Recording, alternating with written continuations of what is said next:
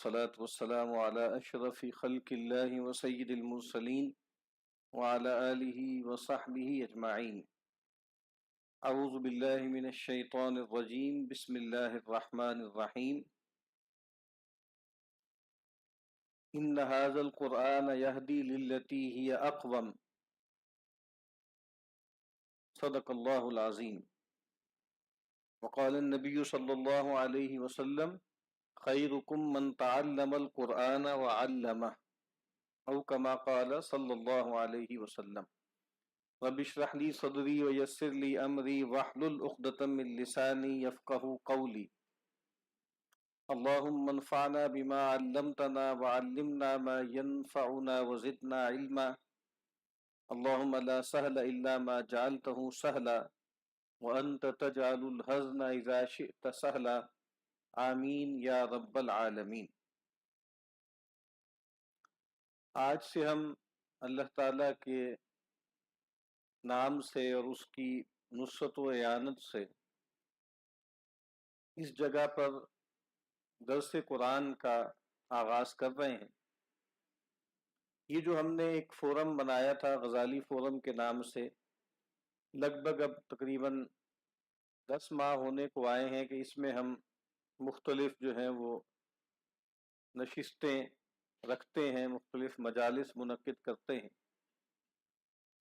اور ان سب میں بھی مقصود جو ہے ان سب کا وہ دینی ہے. اللہ کے بندے کو جو کام بھی کرنا چاہیے وہ اللہ کی رضا کو مقصود بنا کر کرنا چاہیے. تو ہم یہاں پر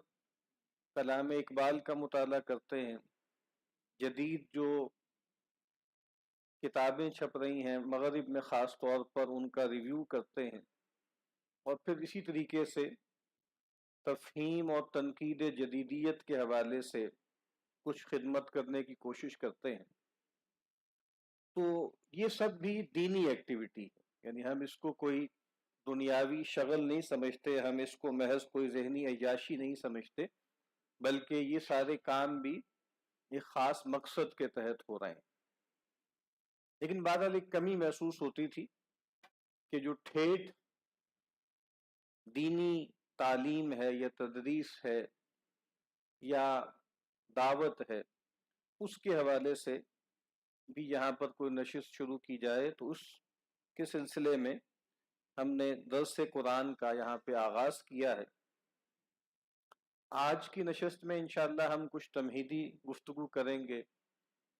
قرآن مجید کی فضیلت کیا ہے، پڑھنے پڑھانے کی فضیلت کیا ہے،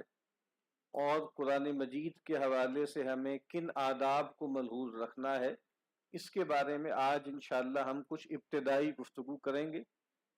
اور امید ہے کہ اگلی مرتبہ اگلے منگل سے ہم قرآن مجید کے مطالعے کا براہ راست آغاز کر دیں گے. سب سے پہلے تو میں چاہتا ہوں کہ جو کام بھی ہم کر رہے ہیں اس کی فضیلت ہم پر واضح ہو. اور جیسے اللہ تعالیٰ نے انسان کے نفس کو ایسا بنایا ہے کہ اس کے اندر دو چیزیں بہت بنیادی ہیں، ایک جلب منفعت اور ایک دفع مضرت. انسان کا نفس اس چیز کی طرف لپکتا ہے جس کے اندر وہ نفع پاتا ہے، افادیت محسوس کرتا ہے. اور نفس کے اندر ایک اور ملکہ اور استعداد ہے کہ جس چیز سے اس کو یہ محسوس ہوتا ہے کہ یہ ضرر والی ہے، نقصان پہنچانے والی ہے، اس کو اپنے سے دور کرتا ہے. اور اسی لیے ہم دیکھتے ہیں کہ قرآن مجید کا بھی جو انداز ہے اس میں بھی بائنریز میں گفتگو ہوتی ہے، یعنی اس میں حق و باطل ہے، خیر و شر ہے، صحیح و غلط ہے، کفر و اسلام ہے، توحید و شرک ہے. اسی طریقے سے قرآن مجید کا جو انداز ہے اس میں دونوں چیزیں ہمیں ملتی ہیں، انذار بھی اور تبشیر بھی.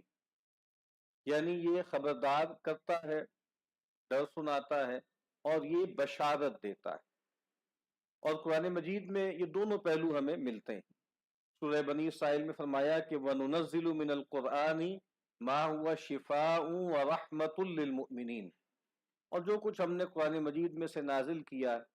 وہ شفا ہے، ان کی باطنی بیماریوں کی بھی اور کچھ ظاہری بیماریوں کی بھی،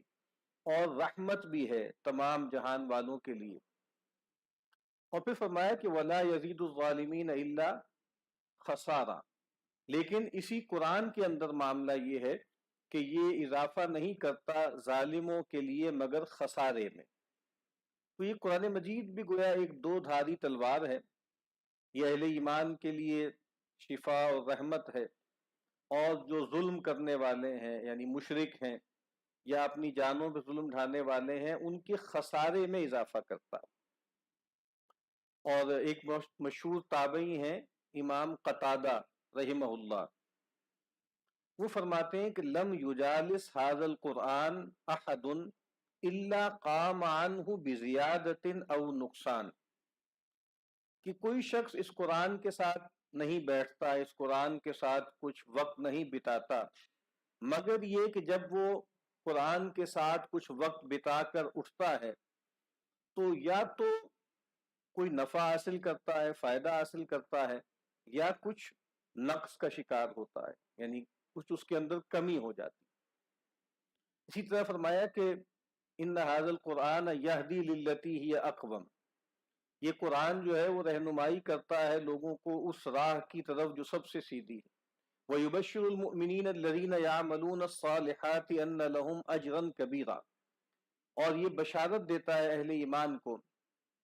کہ ان کے لیے ان کے رب کے ہاں بہت بڑا اجر ہے، ٹھیک ہے۔ اور وَأَنَّ الَّذِينَ لَا يُؤْمِنُونَ بِالْآخِرَةِ أَعْتَدْنَا لَهُمْ عَذَابًا أَلِيمًا، اور اس کے برعکس وہ لوگ کہ جو اللہ تعالیٰ کی آیات پر ایمان نہیں رکھتے ان کے لیے ہم نے دردناک عذاب تیار کر رکھا ہے۔ تو قرآن مجید کا معاملہ یہی ہے کہ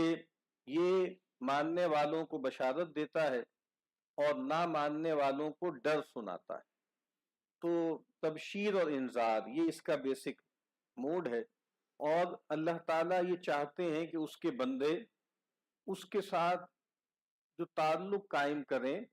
وہ رہب کا ہو اور رغب کا ہو، یعنی رغبوں و رہبہ، رغبت بھی ہو اور خوف بھی ہو۔ یرجون رحمتہ و یخافون عذابہ، کہ وہ اللہ تعالیٰ کی رحمت کے امیدوار بھی ہوں اور اس کے عذاب سے ڈرنے والے بھی ہوں۔ جو ہم دعائے قنوت عام طور پہ پڑھتے ہیں تو وہاں پر بھی یہی ہے نا کہ ہم جو ہے اس کی رحمت کے امیدوار ہیں، اس کے عذاب سے خائف ہیں۔ تو نبی اکرم صلی اللہ علیہ وسلم نے ہمیں بشارت دی ہے۔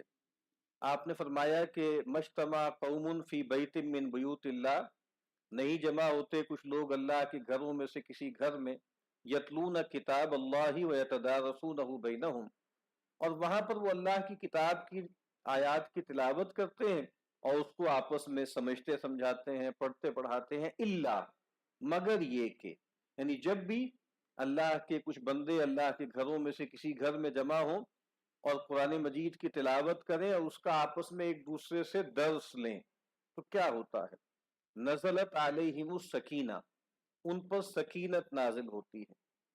وغشیتہم الرحمہ، اللہ کی رحمت انہیں ڈھانپ لیتی ہے، وحفتہم الملائکہ،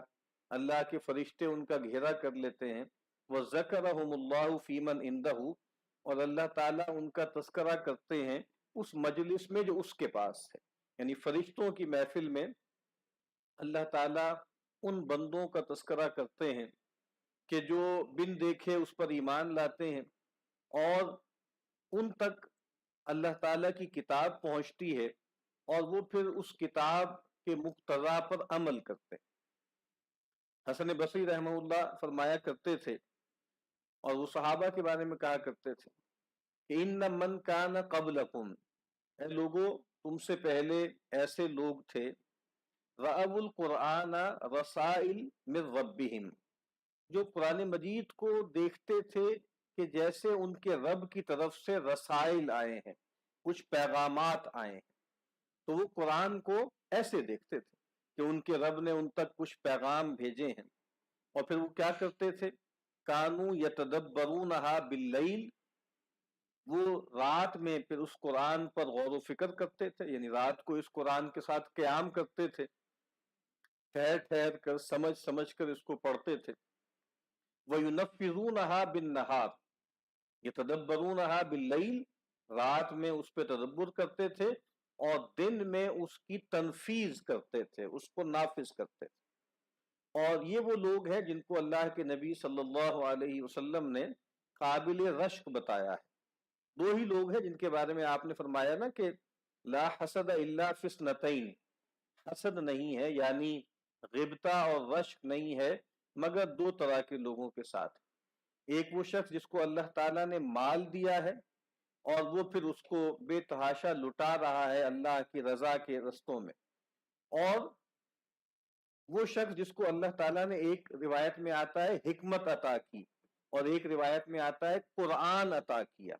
اور پھر وہ اس قرآن کے ساتھ قیام کرتا ہے دن رات، اور ایک روایت میں ہے اللہ نے اس کو حکمت عطا کی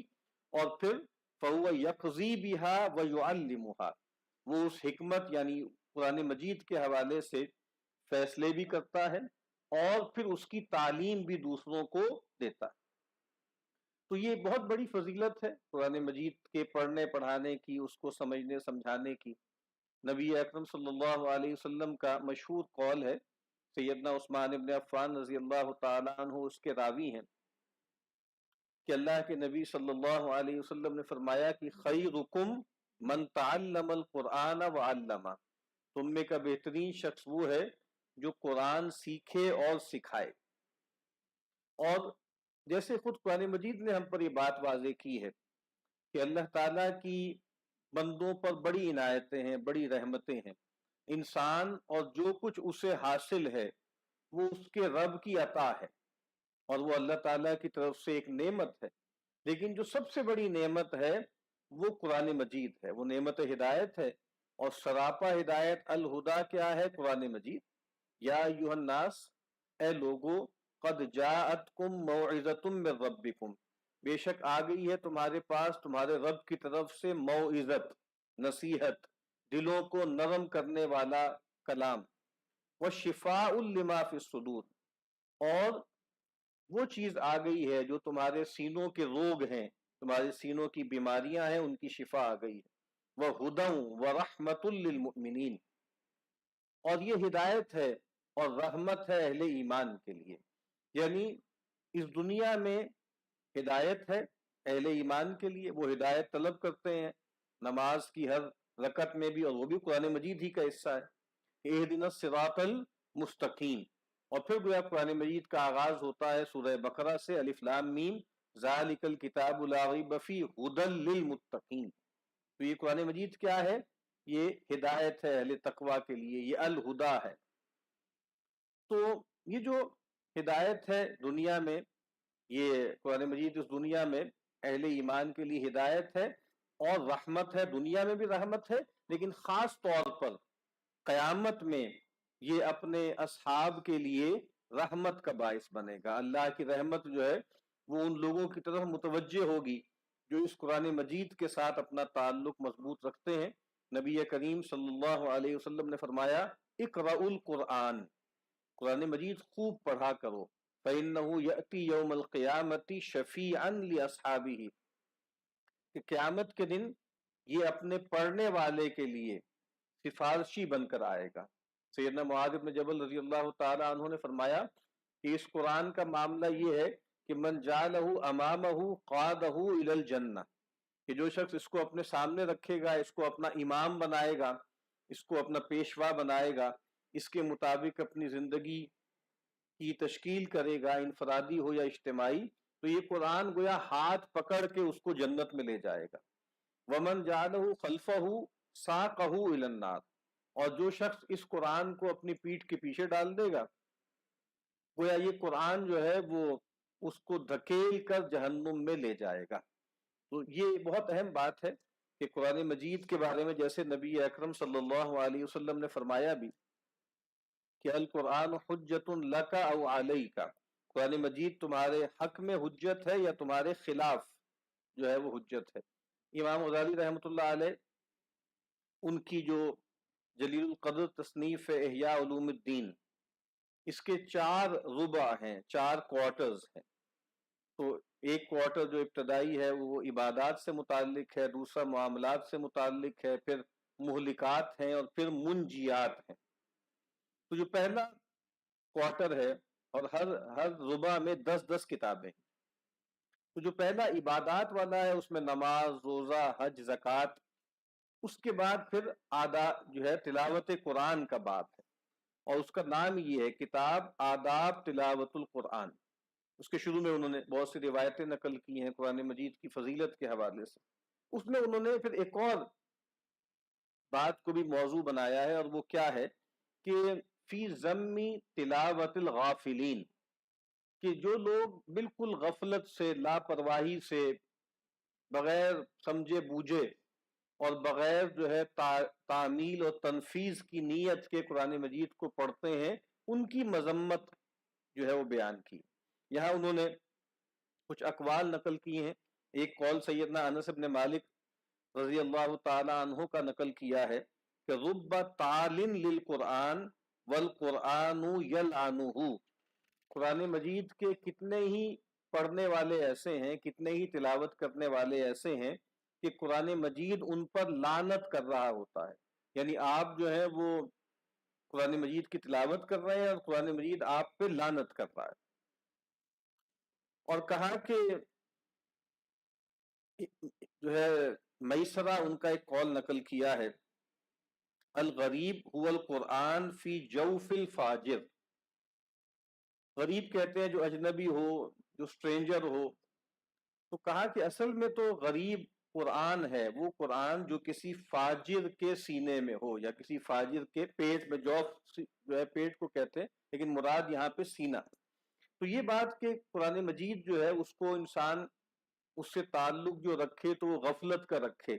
تو یہ بہت ہی خطرناک بات ہے۔ اور قرآن مجید میں سورہ فرقان میں ایک جگہ فرمایا نا کہ رسول اللہ صلی اللہ علیہ وسلم کے بارے میں فرمایا کہ وقال الرسول، اور رسول یہ کہیں گے یا ربی، اے رب، ان قوم اتخذوا هذا القرآن مہجورا، کہ میری اس قوم نے قرآن کو ایک چھوڑی ہوئی چیز بنا دیا، ایک متروک چیز بنا دیا۔ یہاں حافظ ابن قیم رحمہ اللہ کا ایک بہت خوبصورت کلام ہے، ایک شذرہ سا ہے چھوٹا سا، ان کی ایک کتاب ہے کتاب الفوائد، اس میں ان کی جیسے ایک کمپائلیشن ہے، مطلب ان کی مختلف چھوٹے چھوٹے شذرات جو ہیں وہ جمع کیے گئے ہیں، تو اس میں سے ایک فائدہ ہے، اس کا نام ہے انواع ہجر القرآن، کہ قرآن مجید کا جو ہجران ہے اس کی کیا انواع ہے۔ تو وہ جو وہاں پر اللہ کے رسول صلی اللہ علیہ وسلم کا ایک استغاثہ بیان ہوا ہے، وہ تو کانٹیکس سے ایسے لگتا ہے کہ جیسے ان لوگوں کا ذکر ہو رہا ہے جو مشرکین ہیں، جو کفار ہیں، جو ائمۃ الکفر ہیں، جو مستکبرین ہیں، کہ جو قرآن مجید کو سننے کو تیار نہیں، اس کو ماننے کو تیار نہیں، اور ان میں سے کئی ایسے تھے جو پوری طرح کنونس تھے کہ یہ قرآن اللہ کا کلام ہے، لیکن مقابرت کی وجہ سے، اپنے کچھ مفادات کی وجہ سے وہ قرآن پر ایمان نہیں لائے اور انہوں نے قرآن مجید کو چھوڑ دیا۔ تو وہ ہجران قرآن تو ہے ہی کہ انسان قرآن کو مانے ہی نہ، قرآن پر ایمان نہ لائے، لیکن حافظ ابن قیم رحمہ اللہ فرماتے ہیں کہ ہجر القرآن انواع، قرآن مجید کا جو ہجران ہے، اس کو جو چھوڑنا ہے، اس کی کئی قسمیں ہیں۔ کہتے ہیں احدہما، پہلی قسم کیا ہے، ہجر سماعی یا سماعی، قرآن مجید کو نہ سننا، قرآن مجید کی سماعت کو چھوڑ دینا، یعنی اب ظاہر بات ہے سماعت میں قرات بھی شامل ہے، والایمان بھی، الاصغاء الیہ، قرآن مجید کو نہ سننا، نہ اس پر ایمان لانا، اور نہ ہی اس پر کان لگانا، نہ اس پر توجہ دینا۔ یعنی ایک تو وہ لوگ ہیں جو قرآن مجید جب پڑھا جاتا تھا تو وہ غل مچاتے تھے، اور وہ یہ کہتے تھے کہ لا تسمعوا لهذا القرآن والغوا فیہ، میں اس قرآن کو مت سنو اور اس میں جو ہے وہ غل غبارہ مچاؤ اور شور شرابہ کرو۔ تو ایک تو ہجران قرآن کیا ہے کہ آپ اس کو سننے کو ہی تیار نہ ہو، اس کو ماننے کو تیار نہ ہو، اس پر کان ہی نہ لگائیں۔ دوسرا فرماتے ہیں والثانی ہجر العمل به والوقوف عند حلالہ وحرامہ وان قرأہ وآمن به۔ دوسری قسم ہجران قرآن کی کیا ہے کہ اس پر عمل کو چھوڑ دیا جائے اور اس کے حلال و حرام پر وقوف نہ کیا جائے، اگرچہ اس کو پڑھا بھی جائے، اس پر ایمان بھی لایا جائے۔ تو یہ جو ہجران قرآن ہے، یہ ظاہری بات ہے مسلمانوں کی ایک بڑی تعداد بھی ایسی ہے کہ جو اس ہجران قرآن کا میں مبتلا ہے، اور وہ کیا ہے کہ آپ چاہے اس پر ایمان لائیں، اس کو کبھی پڑھیں بھی، لیکن اس پر عمل نہ کریں اور اس کے حلال و حرام پر وقوف نہ کریں۔ یعنی قرآن مجید نے جس چیز کو حلال ٹھہرایا ہے اس کو حلال مان کر اس کو نہ برتیں، اور جن چیزوں کو حرام ٹھہرایا ہے ان کو حرام سمجھ کے ان کو نہ چھوڑیں۔ ایک ترمذی کی ایک بہت معروف روایت ہے کہ جس میں فرمایا گیا کہ ما آمن بالقرآن من استحل محارمہ، اس شخص کا قرآن مجید پر ایمان ہی نہیں ہے جس نے قرآن مجید کے حرام کو حلال کر لیا۔ تو یہ بھی بہت خطرناک بات ہے، اور یہ دوسرا درجہ ہے ہجران قرآن کا کہ بھائی آپ اس کو مانتے بھی ہیں، کبھی کبھی پڑھتے بھی ہیں، لیکن نہ اس پہ عمل کرتے ہیں، نہ اس کے حلال و حرام پر ٹھہرتے ہیں۔ نمبر 3، ہجر تحکیم ہی و تحاکم الیہ فی اصول الدین و فروعہ، کہ اصول دین میں اور فروعات دین میں، اصول دین میں جو ہے وہ اصول الفقہ بھی ہیں، اور اس میں جو ہے وہ عقائد کے اصول بھی ہیں، اور فروعات ہیں، اسی طرح عقیدے کی فروعات ہیں، اور جو عملی احکامات ہیں ان کی فروعات ہیں جن کو فقہ کہا جاتا ہے۔ تو کہا کہ نہ انسان جو ہے وہ قرآن مجید کو حاکم بنائے، نہ اس کو حکم بنائے، نہ اصول دین میں نہ فروع دین میں۔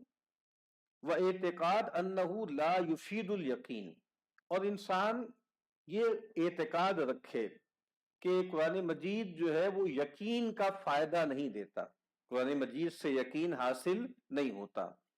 وَأَنَّ أَدِلَّتَهُ لَفْظِيَّةٌ لَا تَحْصُلُ الْعِلْمِ، اور یہ کچھ ٹیکنیکل بات ہے کہ قرآن مجید کی جو دلائل ہیں وہ لفظی ہیں اور ان سے العلم حاصل نہیں ہوتا، یعنی دلائل جو ہیں وہ قطعی نہیں ہیں اور اپنے مفہوم اور مدعا پر قطعی نہیں۔ تو یہ چیز کیا ہے کہ اصول دین اور فروعات میں قرآن مجید کو حکم نہ بنایا جائے۔ نمبر 4، ہجر تدبرہ و تفہمہ و معرفت ما اراد المتکلم بہ منہ۔ چوتھا درجہ کیا ہے ہجران قرآن کا کہ قرآن مجید کا تدبر چھوڑ دیا جائے، اس پر گہرا فہم اس کو چھوڑ دیا جائے، اور متکلم اس سے جو چاہتا ہے، متکلم کون ہے؟ اللہ تعالیٰ، متکلم جو اس سے چاہتا ہے اس کی معرفت جو ہے اس پر غور نہ کیا جائے، اور اللہ تعالیٰ چاہتا کیا ہے اس سے۔ ابھی ہم امام غزالی رحمۃ اللہ علیہ کے حوالے سے دیکھیں گے کہ وہ فرماتے ہیں کہ بھائی قرآن مجید کا مقصود کیا ہے، تو اس میں یہ بات واضح ہو جائے گی کہ سب سے اہم مقصود یہ ہے کہ اس کا جو متکلم ہے اس کا تعارف حاصل ہو۔ تو جیسے قرآن مجید کے بارے میں یہ بات علماء فرماتے ہیں کہ قرآن مجید کے مضامین کی بہت سی تفاصیل ہیں، اور اس میں بہت کچھ آیا ہے، اس میں جو ہے وہ انباء و رسل بھی ہیں، قصص الانبیاء بھی ہیں، اس میں اوامر و نواہی بھی ہیں، اس میں جو ہے وہ جدال بھی ہے، اس میں تذکیر بھی ہے، بہت کچھ ہے۔ لیکن اس سب کا مقصود کیا ہے؟ اس سب کا مقصود جو ہے وہ اللہ کا تعارف ہے، اللہ کی معرفت ہے، کہ اللہ کون ہے اور اللہ کیا چاہتا ہے۔ بس ایسے لگتا ہے کہ پورا قرآن مجید گویا ان دو چیزوں میں بند ہے، اللہ کا تعارف اور یہ کہ اللہ اپنی مخلوقات سے، اپنے بندوں سے کیا چاہتا ہے، یہ کل قرآن۔ تو کہتے ہیں کہ یہ بھی ہجران ہے کہ انسان اس قرآن پر تدبر نہ کرے، اس کو سمجھنے کی کوشش نہ کرے، اور متکلم کیا چاہتا ہے اس کلام سے، اس کا ارادہ کیا ہے، اس کا منشا کیا ہے، اس کی طرف توجہ نہ دے۔ اور پانچواں درجہ وہ کہتے ہیں ہجر الاستشفاء والتداوی بہ فی جمیع امراض القلوب و ادوائها، وہ یہ ہے کہ انسان تمام دلی امراض، ان کی دوا دارو اور ان کے علاج کے لیے قرآن مجید سے شفا حاصل کرنا اور قرآن مجید سے جو ہے وہ علاج کرنا، اس کو چھوڑ دے۔ تو کہتے ہیں کہ فَيَطْلُبُ شِفَاءَ دَائِهِ مِنْ غَيْرِهِ، کہ وہ اپنی باطنی بیماریوں کی جو شفا ہے وہ قرآن مجید کے علاوہ کہیں اور سے دیکھے، کہیں اور سے چاہے۔ وَيَهْجُدُ التَّدَاوِي بِهِ، اور قرآن مجید جو ہے جس کے ذریعے ہمیں دوا دارو کرنی تھی، ابھی ہم نے آیات پڑھی ہیں کہ یہ شفاء للناس ہے، ٹھیک ہے، اور یہ جو کچھ سینوں میں امراض ہیں ان کی شفا ہے۔ تو انسان جو ہے وہ باطنی بیماریاں، خاص طور پر جو قلبی بیماریاں ہیں، جس میں حسد ہے، جس میں بغض ہے، جس میں کینہ ہے، جس میں ناشکری ہے، جس میں تکبر ہے، اس کے لیے ہر جگہ جائے لیکن قرآن مجید کی طرف رجوع نہ کرے۔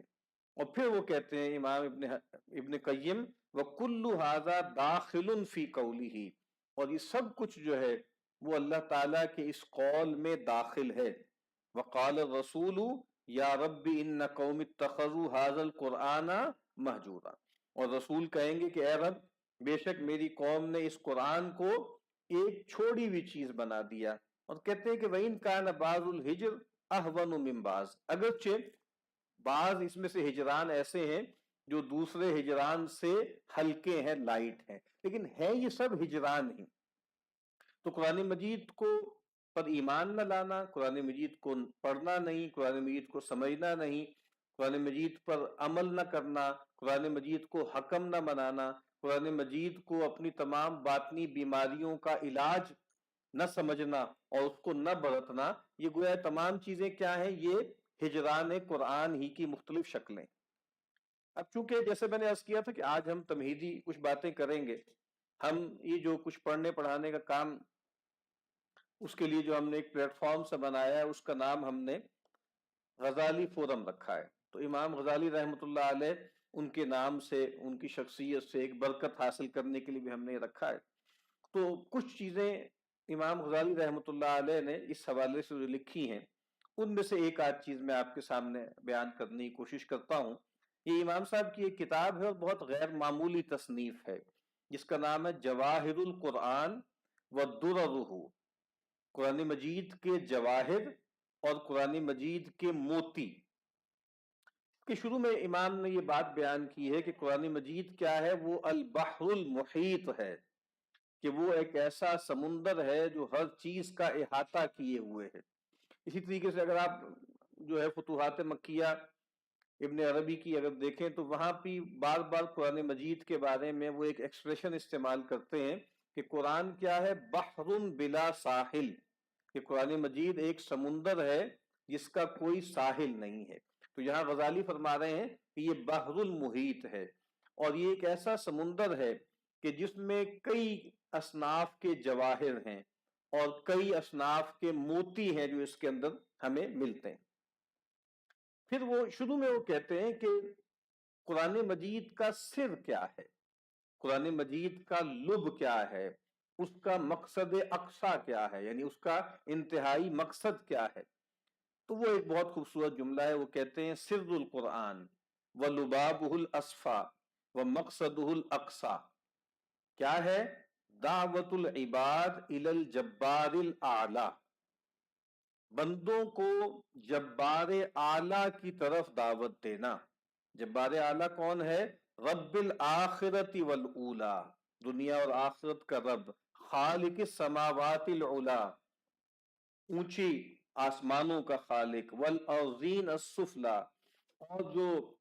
نچلی زمینیں ہیں ان کا خالق، وما بینہما وما تحت الثری، اور جو زمین آسمان کے درمیان ہے اس کا خالق، اور جو زمین کی مٹی کے نیچے ہے اس کا خالق۔ تو کہتے ہیں کہ مقصد کیا ہے قرآن مجید کا؟ وہی بات فرمائی، اللہ تعالی کی طرف دعوت، دعوت الی اللہ، یہ ہے قرآن مجید کا مقصد۔ اب وہ کہتے ہیں کہ یہ اسی لیے قرآن مجید کی صورتیں اور آیتیں 6 قسموں میں منقسم ہیں، 6 انواع میں منقسم ہیں، یعنی 6 عناوین ہیں قرآن مجید کے مضامین کے۔ جیسے حضرت شاہ ولی اللہ صاحب دہلوی رحمۃ اللہ علیہ نے قرآن مجید کے علوم میں 5 گانا بیان کیے ہیں نا، کہ قرآن مجید میں جو علوم ہیں یا اس کے جو مضامین ہیں، اس کی جو تھیمز ہیں، وہ 5 طرح سے ہیں، ٹھیک ہے۔ تو ایک جو ہے وہ علم المخاصمہ ہے، علم الجدال ہے، جس میں عقیدہ سارا کا سارا آ جاتا ہے۔ مشرکین کے ساتھ اور یہود و نصارہ کے ساتھ اور منافقین کے ساتھ جو آرگومنٹیشن ہے، پھر وہ فرماتے ہیں کہ اس میں جو ہے وہ احکام ہیں، بہت سے احکام دیے گئے ہیں، ڈوز اینڈ ڈونٹس ہیں، اور پھر تیسرا وہ کہتے ہیں کہ وہ علم التذکیر ہے، یاد دہانی ہے، اور پھر اس تذکیر کو وہ 3 حصوں میں تقسیم کرتے ہیں: التذکیر بآلاء اللہ، اللہ تعالیٰ کی نعمتیں اور کرشمے اس کے ذریعے اللہ تعالیٰ کی یاد دہانی کرانا، التذکیر بایام اللہ، اللہ تعالیٰ کے جو بڑے بڑے دن ہیں جس میں اللہ نے قوموں کے فیصلے کیے ہیں اس کے ذریعے یاد دہانی، اور تیسرا فرماتے ہیں التذکیر بالموت وما بعدہ، موت اور جو کچھ اس کے بعد ہے اس کے ذریعے سے یاد دہانی۔ تو وہاں امام صاحب نے 5 بتائے ہیں، یہاں امام غزالی رحمۃ اللہ علیہ 6 بتا رہے ہیں۔ کہتے ہیں کہ 6 میں سے جو پہلے 3 ہیں وہ کیا ہیں؟ وہ ثوابق ہیں اور اصول مہمہ ہیں، وہ چیزیں ہیں جو سب سے آگے رکھنی چاہیے اور جو سب سے بنیادی اہم اصول ہیں۔ اور کہتے ہیں 3 جو ہیں وہ روادف ہیں، توابع ہیں، المغنیہ المتمہ، کچھ چیزیں وہ ہیں جو ان کے تابع ہیں، ان کے پیچھے آنے والی ہیں، ان کو پورا کرنے والی ہیں، یعنی 3 چیزیں بنیادی ہیں اور پھر 3 چیزیں گویا ایک طرح سے جس کو ہم کہتے ہیں نا کہ سپلیمنٹری ہیں، 3 ان کو سپلیمنٹ کرتے ہیں۔ اب کہتے ہیں جو سب سے بنیادی 3 چیزیں کیا ہیں قرآن مجید کے مضامین کی، تو فرماتے ہیں تعریف المدعو الیہ، جس چیز کی طرف یہ قرآن دعوت دیتا ہے اس کی تعریف، اور قرآن مجید کس کی طرف دعوت دیتا ہے؟ اللہ کی طرف۔ تو قرآن مجید کا سب سے بڑا موضوع کیا ہے؟ اللہ تعالیٰ کا تعارف۔ قرآن مجید ایک دعوت ہے، اور اس دعوت کا مدعو کون ہے، کس چیز کی طرف دعوت ہے؟ وہ اللہ تعالیٰ ہے۔ تو کہا کہ قرآن مجید کا ایک بہت بڑا حصہ وہ ہے کہ جس میں اس تعالیٰ کا تعارف کرایا گیا ہے کہ وہ کیا ہستی ہے۔ نمبر 2، تعریف الصراط المستقیم الذی تجب ملازمتہ فی السلوک الیہ، اللہ کا تعارف ہے، اور پھر بندے کا مقصد کیا ہے؟ اللہ کی طرف چلنا۔ بندہ کون ہے؟ ہر بندہ سالک الی اللہ ہے۔ ویسے تو ہمارے یہاں تصوف کی اصطلاح ہے نا سالکین، ٹھیک ہے، اور سلوک، لیکن وہ کہتے ہیں قرآن مجید ایک سلوک بھی ہے۔ ایک تو قرآن مجید اللہ کا تعارف بیان کرتا ہے کہ اللہ کیا ہے، پھر اللہ کی طرف آپ کو جانا ہے، ٹھیک ہے، اور قرآن مجید کیا کرتا ہے؟ اس صراط مستقیم کو واضح کرتا ہے کہ جس کی ملازمت ضروری ہے، جس کے ساتھ اپنے آپ کو جوڑے رکھنا ضروری ہے اگر بندہ چاہتا ہے کہ وہ اپنے رب تک پہنچے۔ تو ہم سب کا مقصود کیا ہے؟ وصال الی اللہ۔ ویسے تو خیر یہ بھی ایک بڑی صوفیانہ سی تعبیر ہے کہ یہ واصل باللہ تھے، وہ اللہ سے جڑے ہوئے تھے اور بڑے اللہ والے تھے، لیکن اصل میں تو ہم سب کو واصل ہونا ہے نا، ٹھیک ہے، تو ہم اسی لیے ایک لفظ بولا جاتا ہے وصال، کہ بھائی فلاں صاحب جو ہے وہ ان کا وصال ہو گیا، اللہ سے جا ملے، ٹھیک ہے، تو اپنے خالق حقیقی سے جا ملے۔ تو ہم سب کو اللہ سے ملنا ہے، اصل بات یہ ہے کہ کس حالت میں وہ ملاقات ہو۔ اللہ کے نبی نے فرمایا من احب لقاء اللہ احب اللہ لقاءہ ومن کرہ لقاء اللہ کرہ اللہ لقاءہ، جو اللہ تعالیٰ سے ملاقات کو پسند کرتا ہے، محبوب رکھتا ہے، اللہ بھی اس سے ملاقات کو پسند کرتے ہیں، اور جو اللہ سے ملاقات کو ناپسند کرتا ہے اللہ بھی اس سے ملاقات کو ناپسند کرتے ہیں۔ تو ام المومنین نے پوچھا کہ اللہ کے رسول یہ جو آپ فرما رہے ہیں کہ اللہ سے ملاقات کو ناپسند کرنا، اگر اس سے مراد موت کی طبعی کراہت ہے، موت بہرحال ایک تکلیف دہ چیز ہے، تو کہا کہ فَكُلُّنَا نَكْرَهُهُ، تو موت کو ان معنوں میں تو ہم سب ناپسند کرتے ہیں۔ آپ نے فرمایا کہ نہیں، یہ مطلب نہیں ہے، مطلب اصل میں یہ ہے کہ جب اللہ کے بندے کو، مومن بندے کو، صالح بندے کو اللہ کی رضا کی اور جنت کی بشارت دی جاتی ہے، اس کے اندر اللہ تعالیٰ سے ملاقات کا شوق پیدا ہوتا ہے، تو اللہ بھی اس سے ملاقات کو محبوب رکھتے ہیں۔ اور جب ایک فاسق و فاجر شخص کو اللہ تعالیٰ کی ناراضی اور اس کی جہنم کی وعید سنائی جاتی ہے تو وہ اللہ تعالیٰ سے ملاقات کو ناپسند کرتا ہے، تو اللہ بھی اس سے ملاقات کو ناپسند کرتے ہیں۔ تو یہ چیز کیا ہے کہ ہم یہ جانیں کہ اللہ تعالیٰ تک پہنچنے والی راہ کیا ہے، تو قرآن مجید کیا ہے؟ وہ صراط مستقیم ہے، اس کا بیان ہے، ٹھیک ہے۔ تو پہلی چیز کیا ہے؟ مدعو الیہ کا تعارف، یعنی اللہ کا تعارف۔ دوسرا یہ ہے کہ اللہ تک پہنچنے کا طریقہ کیا ہے، راستہ کیا ہے، سبیل کیا ہے۔ اور نمبر 3، تعریف الحال عند الوصول الیہ، جب بندے اللہ تعالیٰ کی جناب میں پہنچیں گے تو پھر اس میں کیا ہوگا کہ کس حال میں وہ اللہ تک پہنچیں گے، اللہ کے ہاں پہنچیں گے، اور اس میں جو ہے پھر وہ فروح و ریحان و جنت نعیم اس کا تذکرہ ہے، اور پھر عذاب کا تذکرہ ہے۔ یعنی یہ وہی بات ہے کہ بھئی انجام کیا ہوگا، اللہ کا تعارف، اللہ تک لے جانے والی راہ کا تعارف، اور اس کے بعد بندے جب اللہ تک پہنچیں گے تو کن 2 حالتوں میں پہنچیں گے، ٹھیک ہے؟ فاصحاب الیمین ما اصحاب الیمین واصحاب الشمال ما اصحاب الشمال، ٹھیک ہے؟ تو یہاں پر معاملہ کیا ہے کہ جب بندے رب کے پاس پہنچیں گے تو کس حالت میں پہنچیں گے، یہ وہ چیز ہے جس کو امام شاہ ولی اللہ صاحب فرماتے ہیں التذکیر بالموت وما بعدہ، کہ موت اور موت کے بعد جو کچھ ہوگا اس کے حوالے سے یاد دہانی۔ تو امام فرما رہے ہیں، امام غزالی، اصل میں قرآن مجید کے بنیادی مضامین یہ 3 ہیں، جو اصول ہیں: اللہ کا تعارف، اللہ تک لے جانے والی راہ کا تعارف، اور جب اللہ تک پہنچیں گے تو اس میں 2 نتائج کیا نکلیں گے، فَإِنَّهَا جَنَّةٌ أَبَدًا أَوْ نَارٌ أَبَدًا، کہ یا تو ابدی جنت ہے اس کے احوال کیا ہیں، یا ابدی جہنم ہے اس کی جو ہے احوال کیا ہیں، اس کی ہولناکی کیا ہے۔ پھر کہتے ہیں 3 اور چیزیں ہیں جو ان کی کا اتمام کرنے والی ہیں، ان کو مکمل کرنے والی ہیں۔ پہلی اس میں سے کیا ہے؟ کہتے ہیں تعریف احوال المجیبین للدعوہ ولطائف صنع اللہ تعالی فیہم، کہ جو لوگ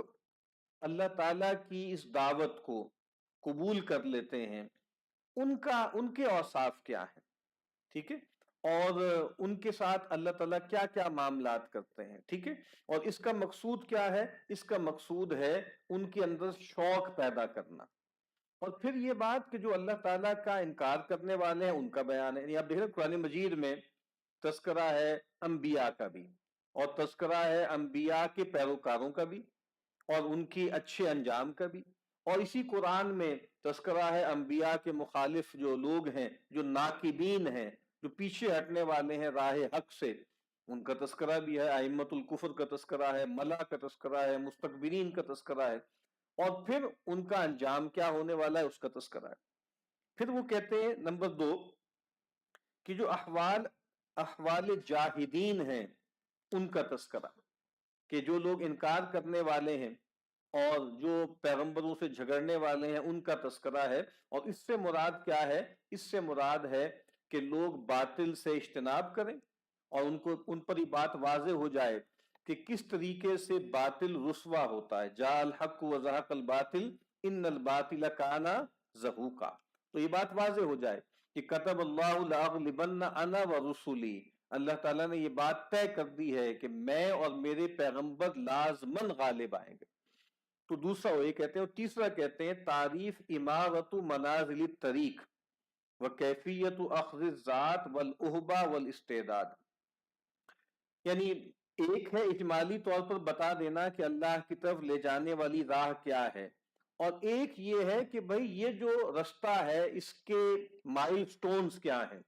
اس کی منازل کیا ہیں، اور اس رستے کے لیے آپ کو زاد راہ کیسے لینی ہے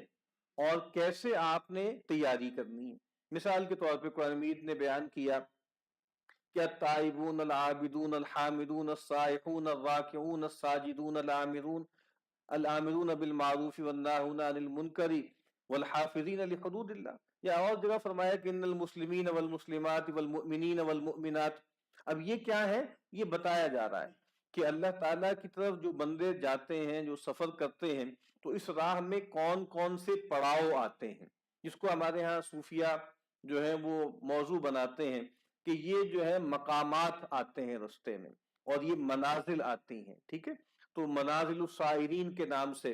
جو ہے ابو اسماعیل حروی رحمۃ اللہ علیہ نے جو ہے وہ کتاب لکھی کہ اللہ کی طرف سیر کرنے والے، اللہ کی طرف جانے والے، ان کی منازل کیا ہیں، وہ اسی کا بیان ہے وہ 100 منازل انہوں نے بیان کی ہیں، اور ایک مختصر سا رسالہ ہے، اور اس کی ایک جو ہے وہ اچھی خاصی ضخیم شرح جو ہے حافظ ابن قیم رحمۃ اللہ علیہ نے مدارج السالکین کے نام سے کی ہے۔ تو وہ جو امام صاحب نے یہاں چھٹی چیز بیان کی ہے وہ اصل میں کیا ہے، وہ ان کتابوں میں اس کی تفصیل بیان کی گئی۔ تو پھر سن لیں، امام غزالی رحمۃ اللہ علیہ فرماتے ہیں کہ قرآن مجید کے جو مضامین ہیں ان میں 3 چیزیں اصولی ہیں، بنیادی ہیں، اور 3 چیزیں جو ہیں وہ ان کا کو مکمل کرنے والی ہیں، ان کا اتمام کرنے والی ہیں۔ تو پہلی 3 چیزیں کیا ہیں؟ جس کی طرف دعوت دی جا رہی ہے اس کی تعریف، اس کا تعارف، پھر وہ جو صراط مستقیم ہے جس کی ملازمت ضروری ہے اس کی طرف چلنے کے لیے اس کا تعارف، اور نمبر 3 جب لوگ وہاں پہنچیں گے اللہ تک تو وہاں ان کا حال کیا ہوگا، ان کی کیفیت کیا ہوگی۔ اور پھر وہ کہتے ہیں پھر جو 3 آگے مزید چیزیں ہیں، ایک تو یہ ہے کہ جنہوں نے دعوت کو قبول کیا ان کے ساتھ کیا معاملہ ہوگا، 5ویں یہ ہے کہ جنہوں نے انکار کیا ان کے ساتھ کیا معاملہ ہوگا، اور چھٹا یہ ہے کہ جو لوگ اس راہ پر چلے اس چلنے کے دوران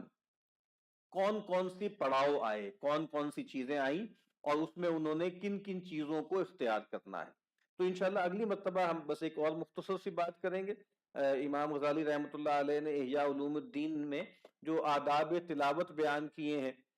تو 10 انہوں نے بیان کیے ہیں ظاہری آداب، اور 10 بیان کیے ہیں باطنی آداب۔ تو ہو سکتا ہے کہ اگلی نشست ہماری اس تعارف میں رہے، اور اگر وقت ہوا تو انشاءاللہ اگلی مرتبہ ہم قرآن مجید کا مطالعے کا آغاز کر دیں گے، ورنہ اس سے اگلی مرتبہ ہم کریں گے۔ تو آج ہم نے بس ایک تعارفی گفتگو کی ہے، اور انشاءاللہ اگلی مرتبہ امام غزالی رحمۃ اللہ علیہ کی جو احیاء کی کتاب ہے آداب تلاوت القرآن